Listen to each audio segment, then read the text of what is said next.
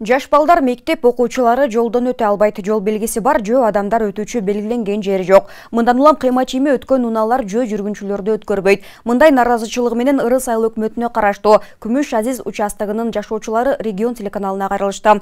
Күмүш Азиз участкасында номер 15 Мубарак Жусупова мектебинде 1800дөн ашык окуучу окуп, алардын көпчүлүгү дал ушул жолдон өтүшөт. Андагы тиешелүү жол белгилери практика жүзүндө иштебей жатканына нааразы болгон тургундар мектеп окуучулары жолдон өтө албайт.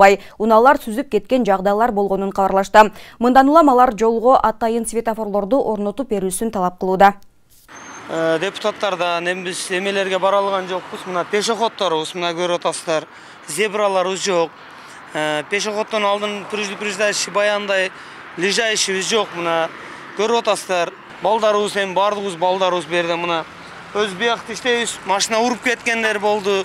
Биз бияктан жакалашкандарыбыз болду. Бирок мына азыр бир адам өтүп көрсүн, өзүңөр көрүңөр.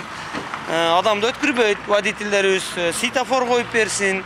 Негизинен 80% окуучу ушул жол менен өтөт. Мына азыр өзүңөр күбө болуп атасыздар. Мына жол белгисине карабастан машиналар токтобостон зымырап өтүп атат. Бизден ушул балдардын коопсуздугун эске алып, ушул жерге бир светофор коюп берсе, biz dagı okuşlarımızın үйдөн мектепке, мектептен үйгө кетишине жакшы болот эле. Коркпостон ушул жерден өтүп, мектепке барса жакшы болот эле.